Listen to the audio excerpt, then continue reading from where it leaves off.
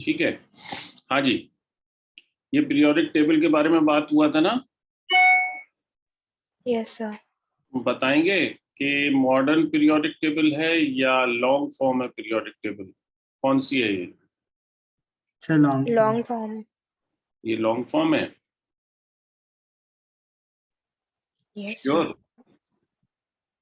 Electronic configuration लिखी है। Electronic configuration लिखी है, ये बात सही है, but whether it is long form और it is mix.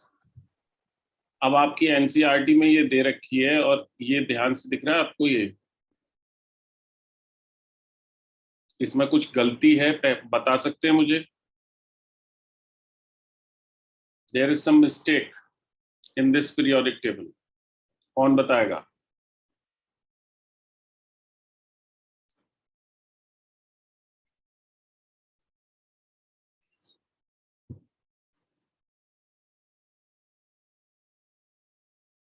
Come on, अरे तीनों चुप हो यार।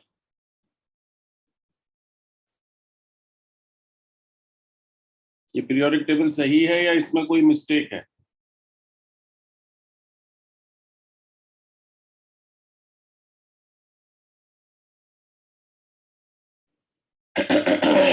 Am I audible? Yes sir, सोच रहे हैं। अरे बाबा, सामने सामने तो दिखाई दे रहा है। ये पूरा का पूरा रॉन्ग लिखा हुआ है, ये पूरा का पूरा रॉन्ग लिखा हुआ है। ये थर्ड ए होता है, ये फोर्थ ए होता है, फिफ्थ ए, सिक्स्थ ए, और ये सेवंथ, और यहां पे बी आता है।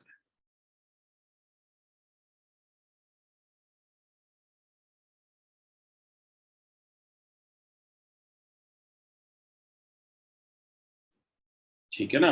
ऑल्दो मैंने आपको यही दिखाने के लिए ये पीरियोडिक टेबल यहाँ पे लगाई है। द वेरी फर्स्ट थिंग कि जो मैंने आपको बताया था लॉन्ग फॉर्म होगी, उसमें जो ग्रुप्स का नंबर होगा वो ये लिखा है 1 2 3 4। ये 12 तक गए, ये 18 तक चले, राइट? Yes sir. और जो मॉडर्न पीरियोडिक टेबल है उसमें ग्रुप्स का नंबर ये है, फर्स्ट ए सेकंड ए। अब इसके बाद यहां पर थर्ड ए नहीं आएगा, थर्ड बी आएगा, fourth B, fifth B, sixth B, seventh. Then ये ट्रिपलेट है एट्थ का। ठीक, ये जो मेटल्स हैं ये पैसिव मेटल्स हैं, एट्थ ग्रुप का ट्रिपलेट है। Then the first B and second, right?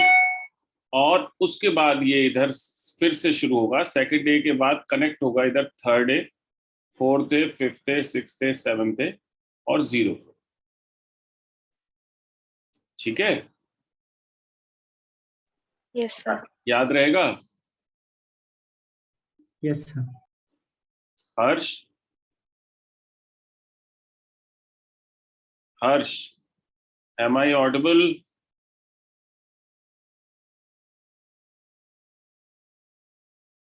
ठीक है, अब यहां से कनेक्ट होकर के ये इधर 14 एलिमेंट्स लिखा है, जो मैंने कहा था ना लार्जेस्ट ग्रुप है। तो आप देखो ये कलर और ये कलर सेम है। Yes sir. तो बेसिकली आपको अगर समझ में आता है, एक्चुअल में ये जो बॉक्स है इसमें 15 एलिमेंट्स नहीं आ सकता। एक यहाँ पे लिखा, 14 नीचे लिख दिया। देखो आप भी एस्ट्रिक्स लगा के ऐसा करते हो ना कभी कभी, उन्होंने भी एस्ट्रिक्स लगा करके ऐसा ही किया हुआ। तो इन टोटल अगर हम देखते हैं तो 15 एलिमेंट्स इस बॉक्स में है, 15 एलिमेंट्स इस बॉक्स में है। लेकिन अगर हम इन 15 के 15 एलिमेंट्स को इन बॉक्सेस में रख देते तो जो सिमेट्री है वो बिगड़ जाती, इसलिए हमने इनको नीचे प्लेस कर दिया। और इनकी खास बात भी है, जो पहली सीरीज है आपने नाम दिया लेंथेनाइड्स, है ना? लेंथेनाइड्स नाम क्यों दिया? Why the name lanthanides is given? इस ग्रुप का फर्स्ट एलिमेंट की वजह से। नहीं बेटा, वो इसका फर्स्ट एलिमेंट नहीं है। लेंथेनम ट्रांजिशन सीरीज में आता है। लेंथेनाइड्स का पहला एलिमेंट सीरियम ही है।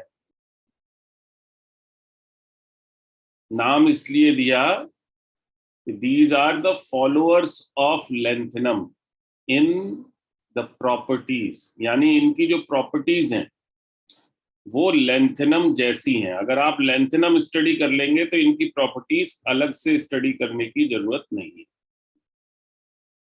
The followers of lanthanum are called lanthanides. ठीक इसी तरीके से the followers of actinium are called actinides. ठीक है, तो यहां जो आपको हेल्प मिलने वाला है वो क्या है कि आपने एक लेंथेनम की प्रॉपर्टीज को ब्रॉडली पढ़ लिया तो ये 14 एलिमेंट्स कवर अप हो गए। आपने एक्टिनियम की प्रॉपर्टीज को ब्रॉडली पढ़ लिया तो ये 14 एलिमेंट्स कवर अप हो गए। ठीक है, यस सर। अब इस पीरियोडिक टेबल में मैन मेड एलिमेंट्स कितने हैं जो हमने खुद बनाए? ये कौन बताएगा? How many elements are man made?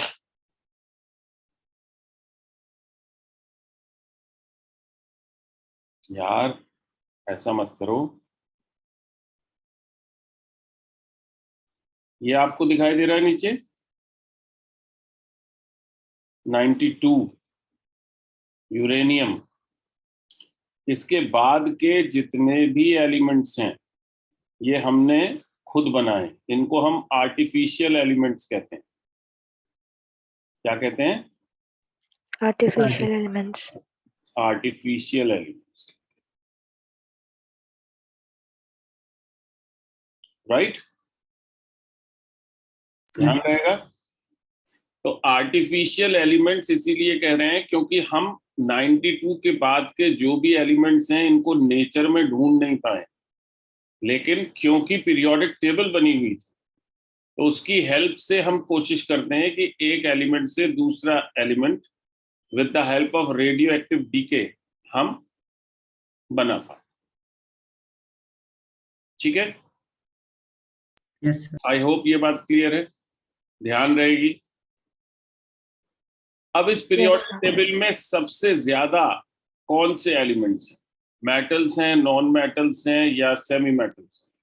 Semi metals, transitive metals. Transitive metals. मैंने ट्रांजिशन मेटल्स तो नाम ही नहीं दिया, मैंने तो 3 आपसे नाम पूछा, मेटल्स, सेमी मेटल या non metal. Non metals. Kartikeya, sir metals. अब तीसरा बचा है जो हर्ष बताएंगे। हर्ष, आज हर्ष चुप क्यों है?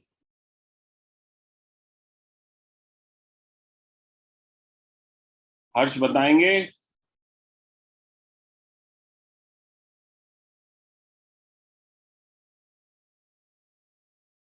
चलिए कोई बात नहीं। तो मेटल्स आर बेसिकली जो आपको मैक्सिमम दिखाई दे रहे हैं ना, ये देखिए, ये जो ग्रीन कलर के दिखाई दे रहे हैं ये नॉन मेटल्स हैं, ये जो रेड कलर के दिखाई दे रहे हैं ये सेमी मेटल्स हैं।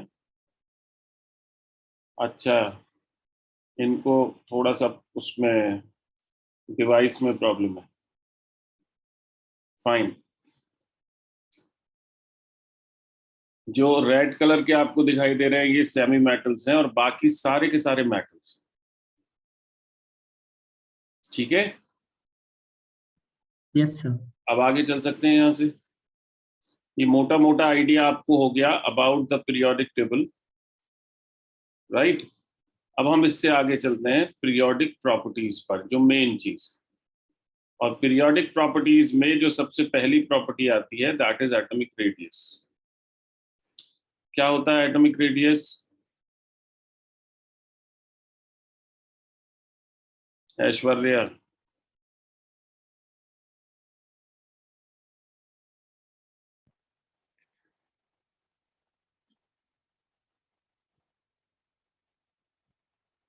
किसी भी चीज का रेडियस बेटा क्या होता है?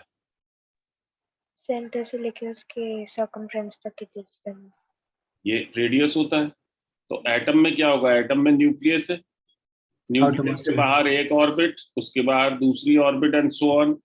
तो न्यूक्लियस के सेंटर से आउटर मोस्ट इलेक्ट्रॉन के बीच का डिस्टेंस होगा।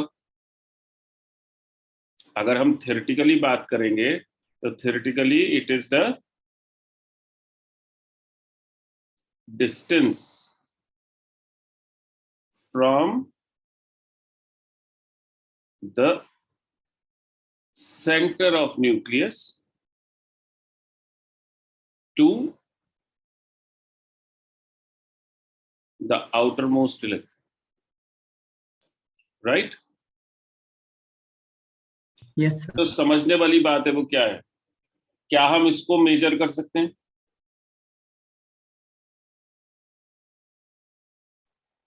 मैंने वर्ड बोला थ्योरेटिकली, दैट मीन्स हम इसे मेजर नहीं कर सकते। और हम अगर इसे मेजर नहीं कर सकते हैं तो इसलिए हमने क्या किया, एटॉमिक रेडियस को डिफरेंट डिफरेंट तरीके से मेजर करने के लिए, यानी उसका मेजरमेंट निकालने के लिए हमने डिफरेंट डिफरेंट वर्ड यूज किए। एटॉमिक रेडियस को हम डिफाइन करते हैं एज कोवेलेंट रेडियस। अलग अलग कंडीशंस में डिफाइन करते हैं, याद रखिएगा। इसको हम डिफाइन करते हैं as van der Waals radius,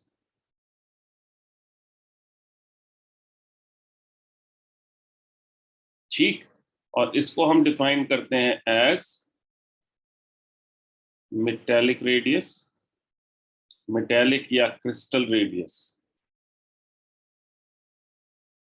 and the fourth category is ionic radius. यानी हमारे जो सवाल आएंगे वो सवाल इन चारों पर बेस करके आएंगे,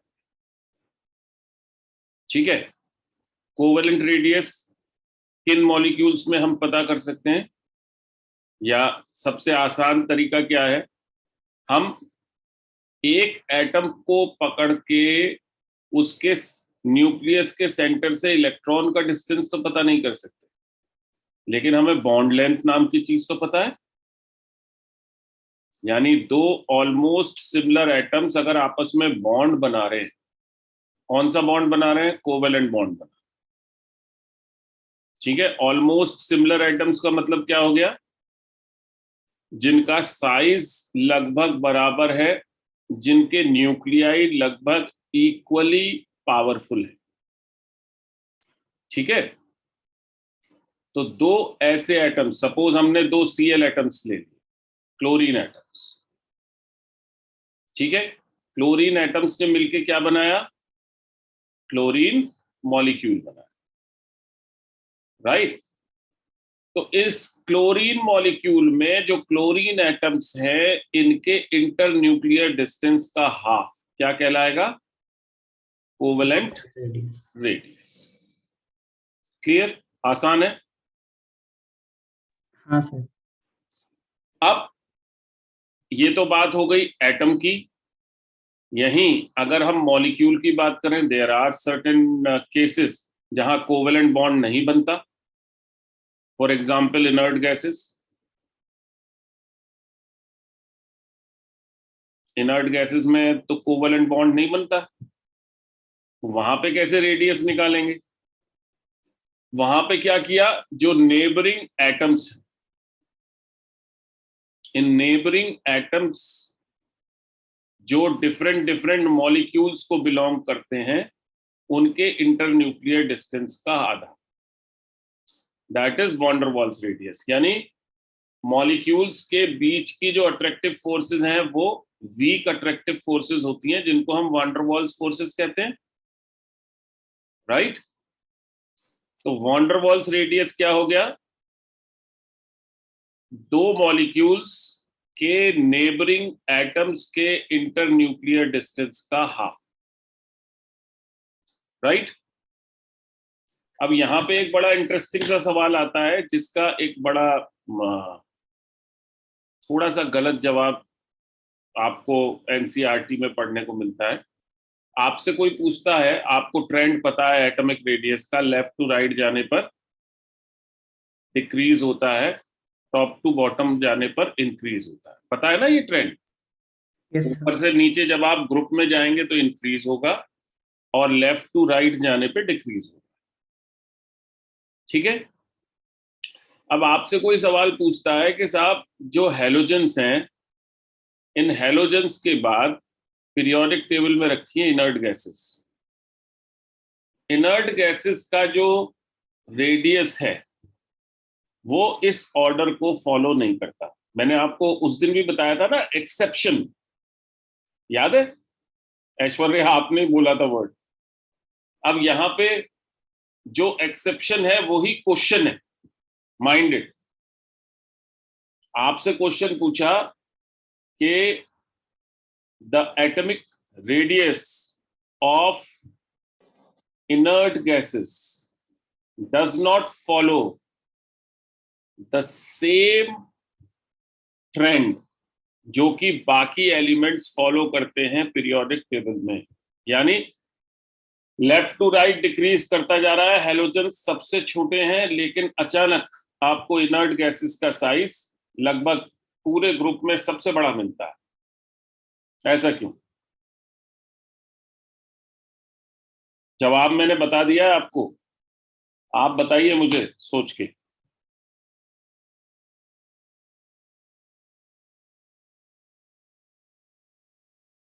अरे सर एक बार क्वेश्चन रिपीट करेंगे? क्वेश्चन है, when we move from left to right in a period, right, the atomic size of the elements decreases, ठीक है? ये ट्रेंड है, and according to this trend inert gases must have the smallest size in the periodic table.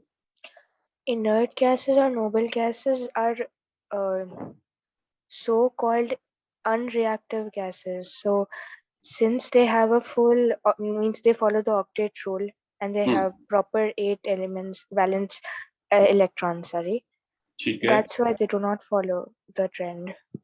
अब ये जो बात है ना, मैं यही कह रहा था कि ये वाली चीज जो है ये गड़बड़ है। They're not completely unreactive, they do react. नहीं,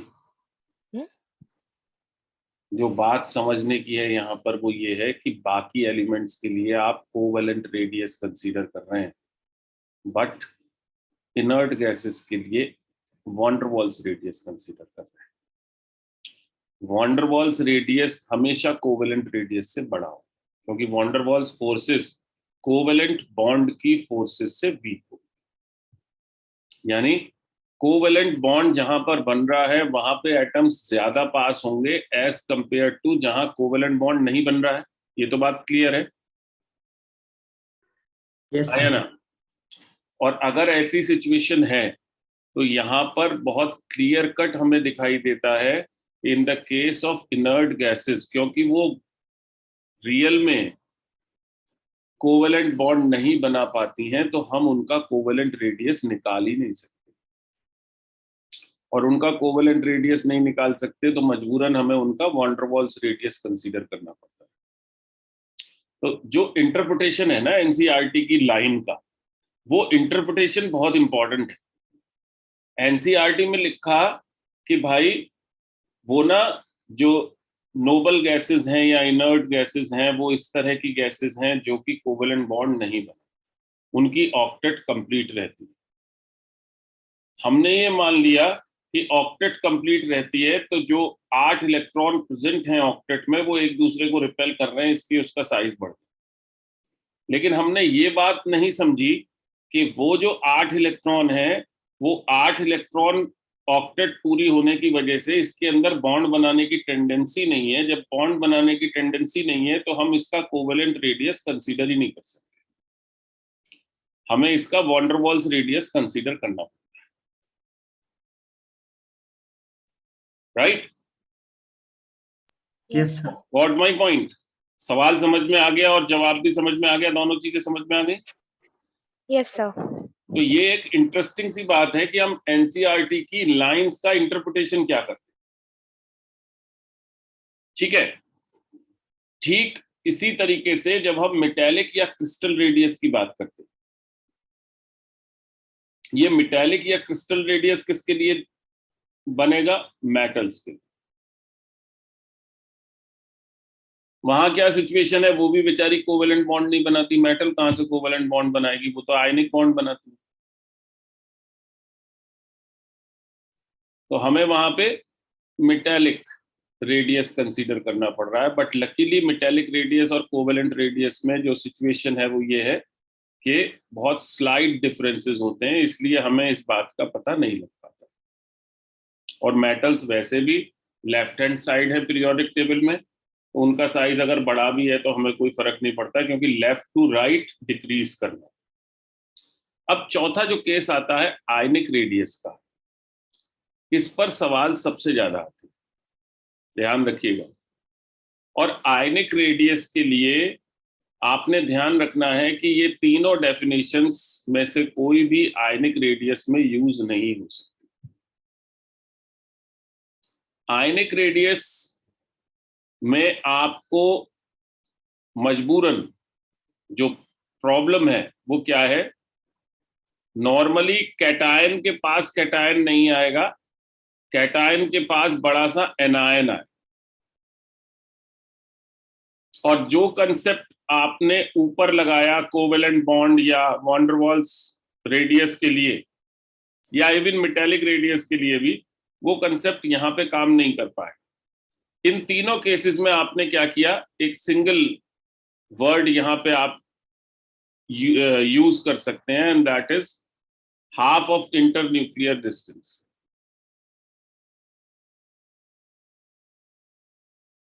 इंटरन्यूक्लियर डिस्टेंस का आधा, वो सिंपली आप यूज कर सकते हैं। बट अनफॉर्चुनेटली आयनिक रेडियस में जब आप ये यूज करने जाएंगे, ये देखिए कैटायन के पास हमेशा एनायन आएगा, और जब आप इंटरन्यूक्लियर डिस्टेंस का हाफ करेंगे तो एग्जैक्ट रेडियस आपको पता नहीं लगेगा, क्योंकि जो एटम्स हैं या जो आयन्स हैं ये डिसिमिलर है, ठीक है? तो आयनिक रेडियस के केस में आपको सिर्फ और सिर्फ थ्योरेटिकल डेफिनेशंस को याद रखना होता है। ये जो डेफिनेशन लिखी है इसी को फॉलो करना होता है। और दो चीजें ध्यान रखनी पड़ती हैं, दैट इज कैटायन का साइज अपने एटम से स्मॉल होगा और एनायन का साइज अपने एटम से लार्ज होगा, और सिग्निफिकेंटली लार्ज होगा, ठीक है? और यहाँ पे जो चीज आप ध्यान में रखेंगे, आपसे जो पूछे जाएंगे क्वेश्चंस, वो कैसे पूछे जाएंगे? ट्रेंड्स वाले क्वेश्चन होंगे। किस तरह के क्वेश्चन होंगे? आपको बोला Na plus, K plus, Al3 plus, Mg2 plus, इनको इनके एटॉमिक साइज में अरेंज कर दीजिए, या आपको एटॉमिक साइज में अरेंज किए हुए 4 ऑप्शंस मिले, राइट? तो यहां आपको क्या ध्यान रखना है कि जिस आयन पे जितना ज्यादा चार्ज होगा वो उतना ही छोटा होगा कैटायन के केस में, और एनायन के केस में वो उतना ही बड़ा होगा। दूसरी चीज पोजीशनिंग के हिसाब से याद रखनी है, left to right, top to bottom. अब इसमें अगर ये मैंने आयन्स आपको दिए तो इसमें सबसे बड़ा आयन कौन सा होगा इन चारों में? Sodium, potassium, aluminium and magnesium ions. Which will be the smallest one and which will be the largest one? Come on, कौन बताएगा? Aluminium will be the largest one. Aluminium will be the largest one. Kartikeya?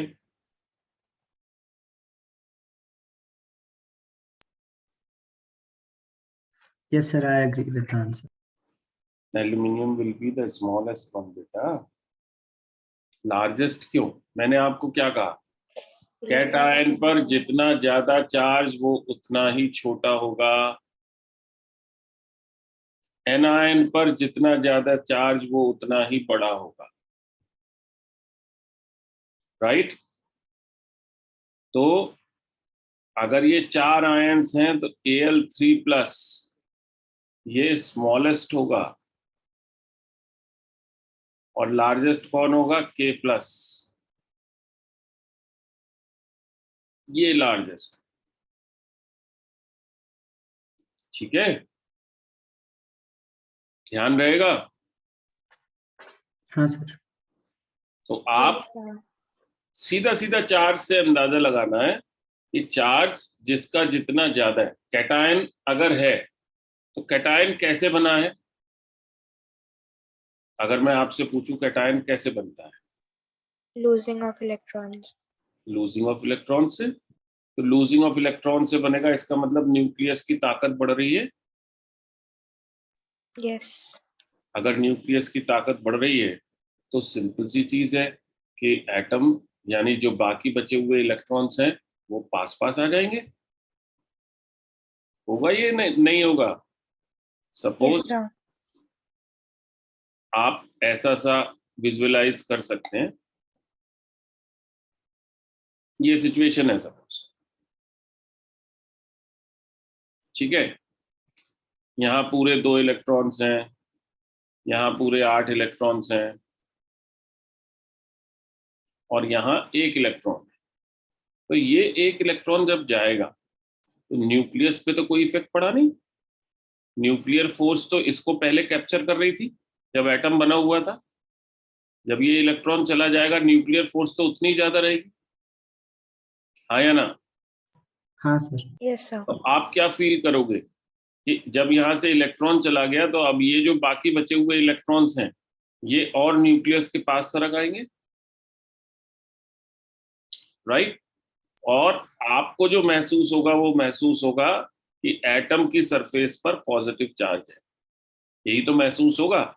है atom ही, ऐसा नहीं होता कि atom से ion बनता है तो विजुअली कोई चेंज हो जाता है वही चीज। डिफरेंस क्या है कि यहां पर जब आयन बन रहा है तब रियल में जो न्यूक्लियर फोर्स है, कैटायन को हम डिफाइन इसी तरीके से करते हैं, N atom with dominant nuclear force.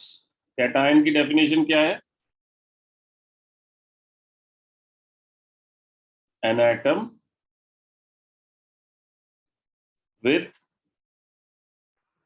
Dominant nuclear force. Nuclear force. तो भाई चार्ज जितना ज्यादा होगा न्यूक्लियर फोर्स उतनी स्ट्रांग होती जाएगी, न्यूक्लियर फोर्स जितनी स्ट्रांग होती जाएगी उतना ही साइज छोटा होता चला जाएगा। ठीक है ना? ठीक इसी तरीके से एनायन का केस जब देखेंगे तो एनायन की डेफिनेशन क्या होगी? Anion is an atom with dominant electronic force. Am I correct? और Yes, अगर sir. इलेक्ट्रॉनिक फोर्स डोमिनेंट है तो इलेक्ट्रॉनिक फोर्स जितनी डोमिनेंट होती जाएगी न्यूक्लियर फोर्स उतनी वीक होती चली जाएगी, यानी साइज बढ़ता चला जाएगा। ठीक है? क्लियर है एकदम? Yes sir. Yes, sir. अगली प्रॉपर्टी पे चल सकते हैं। हाँ सर। Next property is ionisation enthalpy. अब सबसे पहले तो आप ये बताएंगे, सब 11th क्लास पास करके आ गए, व्हाट इज एंथैल्पी? Energy. अगर एनर्जी होती तो हम एनर्जी लिख देते, फिर एंथैल्पी वर्ड क्यों लिख रहे हैं? नहीं. Why we are writing the word enthalpy? Otherwise पहले तो हम जब हम पढ़ते थे, जब हम आपकी उम्र में थे, तब तो आयनाइजेशन एनर्जी बोलते थे, एंथैल्पी वर्ड तो अब आया, लेकिन क्यों आया है और इसका मीनिंग क्या है, कौन बताएगा?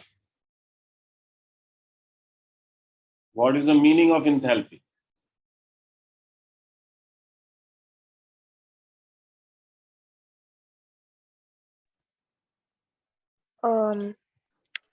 इसमें इंटरनल एनर्जी के साथ साथ प्रेशर एंड वॉल्यूम का भी प्रोडक्ट होता है, इसलिए। देखिए, एनर्जी ही बोलते हैं, एनर्जी की ही दूसरी फॉर्म जो हीट है, हीट कंटेंट के लिए एंथैल्पी वर्ड यूज करते हैं। बहुत सिंपल सी छोटी सी कहानी है। वो कहानी क्या है कि जब हम पढ़ते थे तब एनर्जी वर्ड यूज होता था, और एनर्जी के साथ हमेशा लगाना पड़ता था कि एनर्जी निकल रही है या एनर्जी दी जा रही, एनर्जी रिलीज और एनर्जी गेन्ड। ठीक है, उसमें कंफ्यूजन्स रहता था। तो उन कंफ्यूजन को खत्म करने के लिए आईयूपीएससी ने एक यूनिवर्सल वर्ड इस्तेमाल करने का सुझाव दिया, जिसको सभी ने मान लिया। आईयूपीएससी ने ये कहा कि just to remove this discrepancy, जैसे आप पढ़ते हो इलेक्ट्रॉन गेन एंथैल्पी, है ना, उसका नाम पहले था इलेक्ट्रॉन एफिनिटी, और एनर्जी के टर्म्स में जब उसको बताते थे तो फिजिक्स का जो डिस्क्रिप्शन है वो उससे उल्टी हो जाती। तो इस डिस्क्रिपेंसी को आईयूपीएससी ने बिल्कुल खत्म कर दिया, एंथैल्पी वर्ड यूज करने का सजेशन दिया कि जहां भी आपको कोई भी एनर्जी चेंज केमिस्ट्री में मिल रहा है, आप उस एनर्जी चेंज को एंथैल्पी की फॉर्म में बताएंगे, यानी हीट कंटेंट की फॉर्म में बताएंगे। तो अब कितना आसान हो गया कि चेंज इन हीट कंटेंट, आप लिखते हो ना डेल्टा एच, थर्मोडायनेमिक्स में आपने पढ़ा है डेल्टा एच। Yes sir. तो डेल्टा क्या सिग्निफाई करता है? डेल्टा चेंज को सिग्निफाई करता है। तो चेंज इन एंथैल्पी यानी चेंज इन हीट कंटेंट। तो अब वो रिलीज्ड और गेन्ड, ये वाला कंसेप्ट ही खत्म हो गया।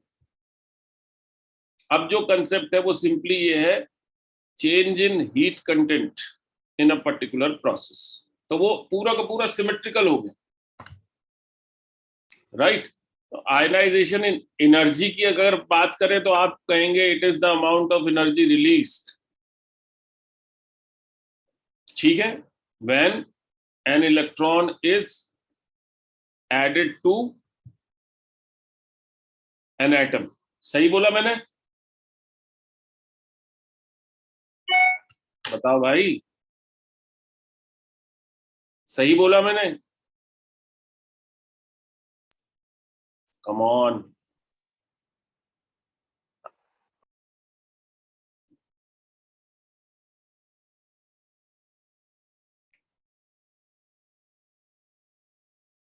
जल्दी से बताओ, आपको समझना चाहिए मैं एम्फेसाइज क्यों कर रहा हूं कि जल्दी से बताओ, मैंने सही बोला या गलत बोला।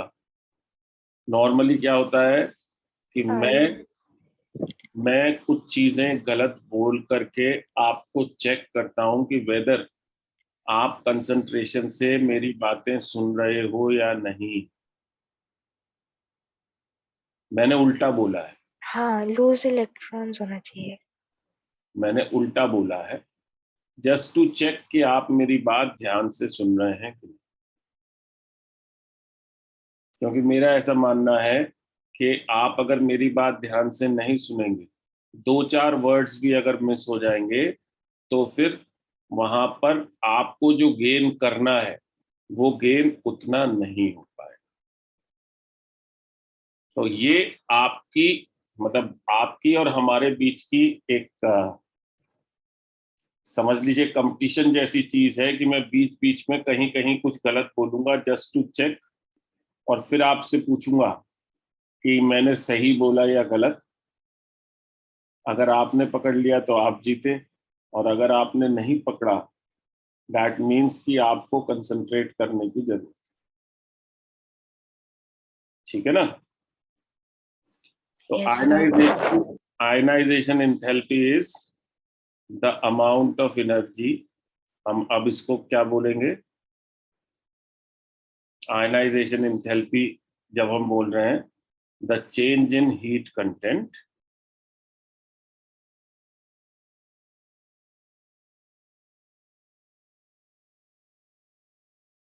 right when an electron is released from the outermost orbit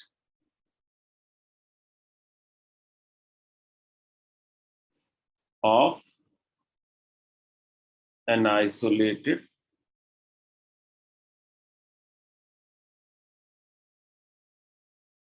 gaseous atom. यानी सिंपल से शब्दों में अगर हम बोलें, ये कोई एटम है, इससे जब ये सिचुएशन आ रही है तो इस पर्टिकुलर रिएक्शन में जो चेंज इन हीट कंटेंट है, that is known as ionisation enthalpy. Correct है? समझ में आ रही है मेरी बात बेटा? Yes, sir. Right. The ionization enthalpy is change in heat content in this particular reaction. अब इस पे सवाल कैसा आता है? बड़ा इंटरेस्टिंग सा सवाल आता है. ठीक है, कैसा सवाल आता है? Suppose there is an element X. ठीक, ionization energies of X are given. First ionization energy is 500 kilocalorie. Second is 1200 kilocalorie. Third is 2200 kilocalorie. Fourth is 9200 kilocalorie. Fifth is 10,300 kilocalorie. Right? एक एलिमेंट है X जिसकी ये 5 ionization energies given है. ठीक है, और आपसे क्या पूछ रहा है? द मोस्ट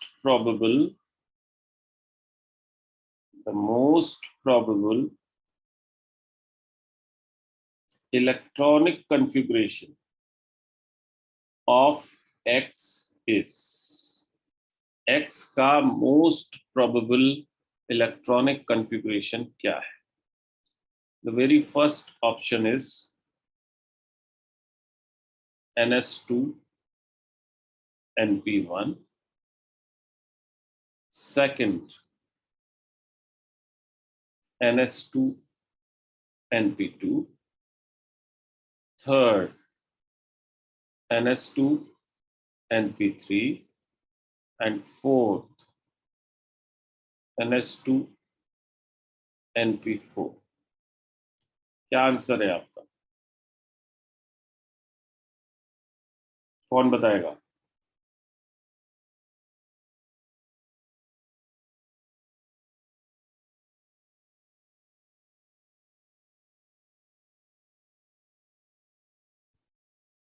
कोई बताएगा?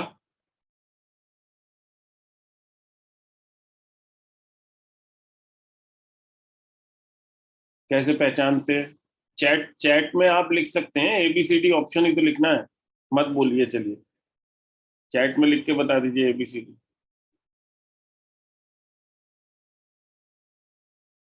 Come on.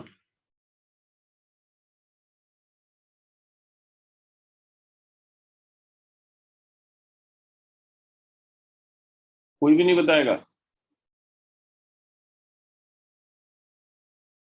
ए, कार्तिकेय ने बताया ए.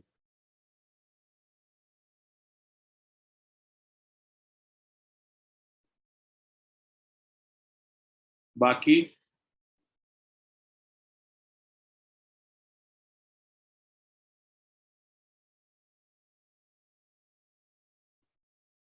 Next. Nobody? Fine. Kartikeya, give me the justification why. Sir क्योंकि उसमें एक हाफ फिल्ड शेल है जो ज्यादा स्टेबल होगा। कहाँ कहाँ हाफ फील्ड शेल है? Sir NP1। देखो इसको कैसे पहचानते हैं। बाय द वे आपका आंसर करेक्ट है, बट इसको पहचानते कैसे? आपका इंटरप्रिटेशन रॉन्ग। ये देख रहे हो आप, first second third ionisation energy और फोर्थ और फिफ्थ। अगर आप देखोगे थर्ड और फोर्थ के बीच में एक बहुत बड़ा गैप है, दिख रहा है? 2200 से एकदम 9200, there is a big leap, there is a big gap. और ये जो गैप है ना बेटा, ये जस्टिफाई करता है चेंज इन ऑर्बिट को। ये हमें बताता है कि orbit is changed. That means कि ये जो इलेक्ट्रॉन्स हैं, ये जो 3 इलेक्ट्रॉन्स हैं, ये आउटर मोस्ट ऑर्बिट के इलेक्ट्रॉन्स हैं। और मैंने यहाँ पर सिर्फ आउटर मोस्ट ऑर्बिट का इलेक्ट्रॉनिक कन्फिग्रेशन लिखा है, n लिखा है, n-1 नहीं लिखा है। Got my point? तो आउटर मोस्ट ऑर्बिट में 3 इलेक्ट्रॉन्स हैं। ये सिग्निफाई कर रही है ये जो रीडिंग्स आपको दी गई।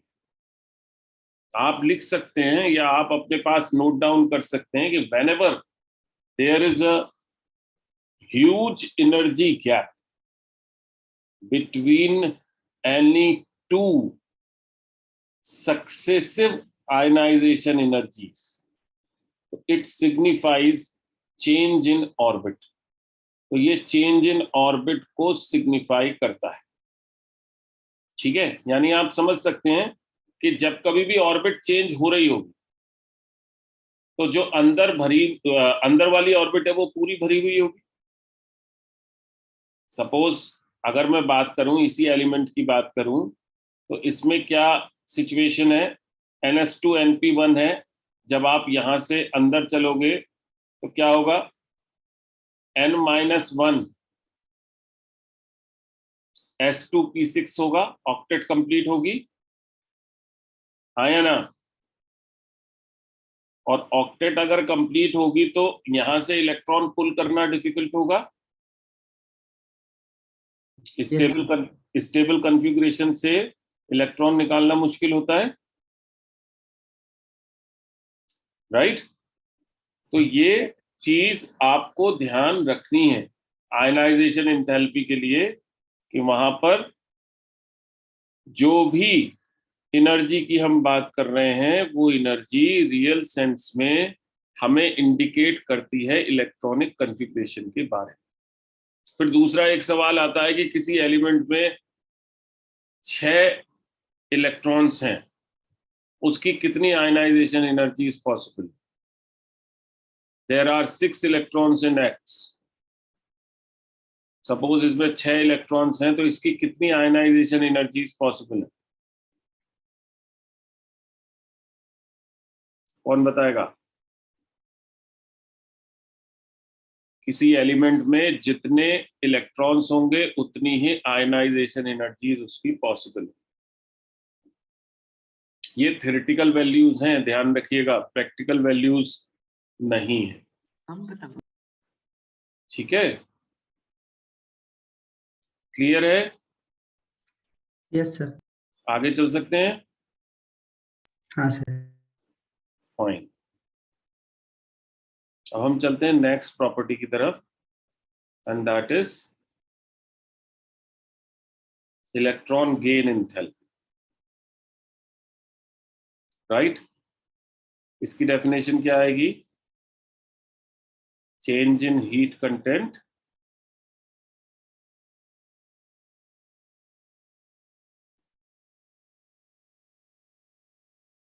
when an electron is added to an isolated gaseous atom, right? change in heat content when an electron is added to an isolated gaseous atom. वही चीज है, दैट मीन्स ये रिएक्शन हो रही है, ए में एक इलेक्ट्रॉन ऐड कर दिया गया, A-1। तो इस पर्टिकुलर चेंज में जो हीट कंटेंट का चेंज हमें दिखाई दे रहा है, यानी जो डेल्टा एच दिखाई दे रहा है, दैट इज इलेक्ट्रॉन गेन। अब हमारे सामने सिचुएशन क्या है, इनर्ट गैसेस हैं हमारे सामने, या नाइट्रोजन फैमिली है हमारे सामने। ये दोनों क्या हैं, स्टेबल है। दैट मीन्स इनमें इलेक्ट्रॉन ऐड करने के लिए हमें एक्स्ट्रा एफर्ट करना पड़ता है, ठीक है। और वो एक्स्ट्रा एफर्ट हम जब कभी भी करेंगे तभी जो चेंज इन हीट कंटेंट है ये पॉजिटिव वैल्यू में आ जाएगा। नॉर्मली ये नेगेटिव होता है, ठीक है, बट अगर हम इनके केसेस में देखेंगे तो ये पॉजिटिव वैल्यू में आ जाता है, ठीक है जी, याद रहेगी ये बात। हाँ सर। राइट। अब यहां एक चीज और ध्यान देने की जरूरत है, एंड दैट इज कि जब आप एटॉमिक रेडियस की बात कर रहे थे तो एटॉमिक रेडियस का ट्रेंड क्या था, left to right atomic radius decrease कर रहा था, टॉप टू बॉटम इंक्रीज कर रहा था, ठीक है। क्योंकि एटॉमिक रेडियस का ये ट्रेंड है तो इसके अपोजिट ट्रेंड होगा आयनाइजेशन एंथैल्पी का, लेफ्ट टू राइट इंक्रीज करेगा, टॉप टू बॉटम डिक्रीज करेगा। इलेक्ट्रॉन गेन एंथैल्पी के केस में ये ट्रेंड आपको थोड़ा सा इनडिफरेंट दिखाई देगा। नॉन मेटल्स की तरफ जब आप जाएंगे तो सर्टेनली आपको वहां पर इलेक्ट्रॉन गेन एंथैल्पी नेगेटिव में ज्यादा वैल्यू लिए हुए दिखाई दे। लेकिन आपको ध्यान रखना है कि जिस तरह से आयनाइजेशन एनर्जी एक से ज्यादा हो सकती है उसी तरीके से इलेक्ट्रॉन गेन एंथैल्पी भी एक से ज्यादा हो सकती है, क्योंकि आप जानते हैं किसी भी एलिमेंट में 2 इलेक्ट्रॉन्स भी ऐड किए जा सकते हैं, A2 माइनस बन सकता है, A3 माइनस बन सकता है, एंड सो ऑन।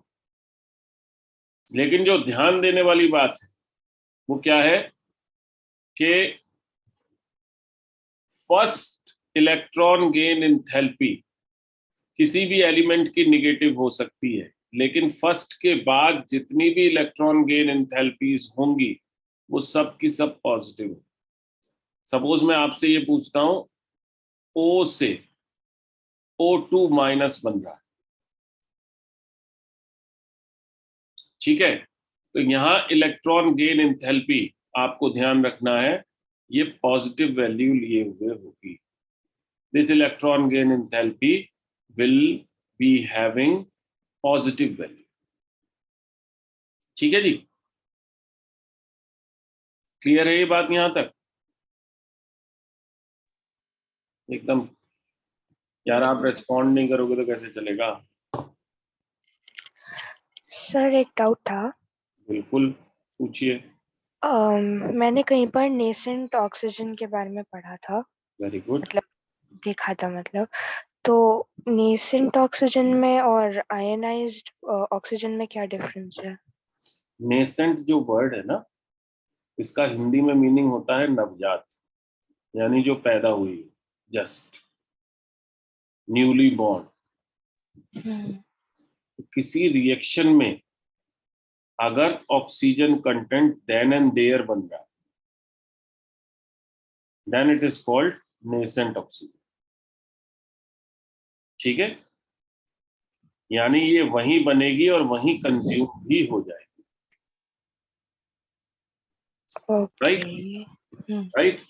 जो आयनिक ऑक्सीजन या आप जो नॉर्मल ऑक्सीजन की बात कर रहे हैं, जिसको आप मॉलिक्यूलर ऑक्सीजन कहते हैं, जिसको आप खुद लेते भी हैं यानी रिस्पायर भी करते हैं, वो ऑक्सीजन रियल में बनी हुई रहती है, वो आप जो है पेड़ों से कंज्यूम करते हैं या कैसे भी कंज्यूम करते हैं, ठीक है, वो रिएक्शन में नहीं बन रही। तो nascent hydrogen, nascent oxygen, nascent nitrogen, ये 3 के बनने की पॉसिबिलिटी है। ये रिएक्शन में ही बनेंगी और रिएक्शन में ही कंज्यूम होगी, ठीक है। Okay sir.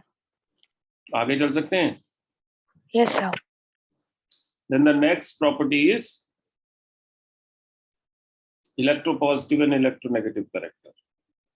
इलेक्ट्रोपॉजिटिव करेक्टर को दूसरा नाम क्या दिया है?